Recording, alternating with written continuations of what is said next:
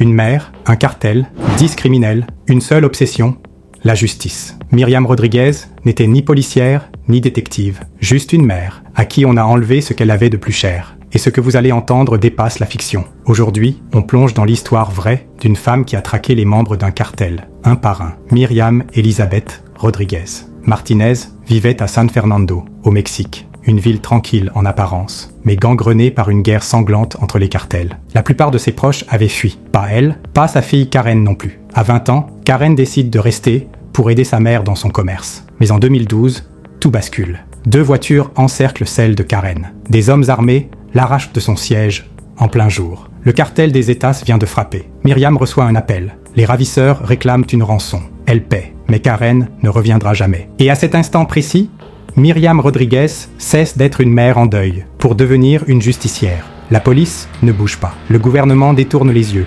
Alors Myriam se transforme. Elle change de coiffure, se déguise, fabrique de fausses cartes d'identité, se fait passer pour une infirmière, une agente électorale, une enquêtrice du ministère. Elle infiltre les quartiers, observe, fouille, écoute. Son premier indice, un homme au surnom étrange, Sama. Elle le traque jusqu'à un glacier, le suit discrètement chez lui, enregistre son adresse. Mais ce n'est que le début. Myriam traque des dizaines de profils Facebook, interroge des voisins, assiste à des messes pour surveiller un suspect repenti. Elle infiltre même les parloirs de prison pour repérer les visiteurs. Et ça paie. Un jour, son propre fils reconnaît Sama dans sa boutique. La police l'arrête. Et là, un nom tombe. Christian, un adolescent complice du rapt. Myriam, face à lui offre un sandwich. Elle lui parle comme à son propre fils. Et ce garçon craque. Il l'emmène là où Karen a été tuée. Sur place, dans les décombres d'un vieux ranch, Myriam retrouve une écharpe, puis un siège, puis un fémur. Karen est morte. Mais sa mère, elle, ne s'arrêtera pas. En 3 ans,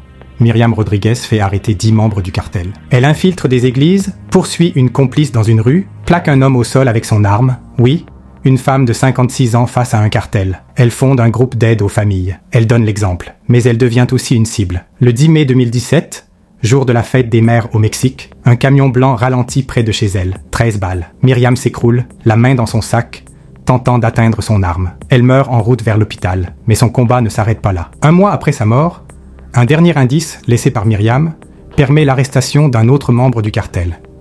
Myriam Rodriguez n'était pas une policière. Pas une héroïne de cinéma. Elle était une mère. Une mère qui a refusé la peur, refusé le silence, et qui, seule, a tenu tête à un cartel. Et vous, que feriez-vous à sa place? Faut-il faire confiance à un système inerte? Ou agir par soi-même? Dites-le moi en commentaire. Et si cette histoire vous a touché, abonnez-vous. Parce que d'autres récits comme celui-ci méritent d'être entendus.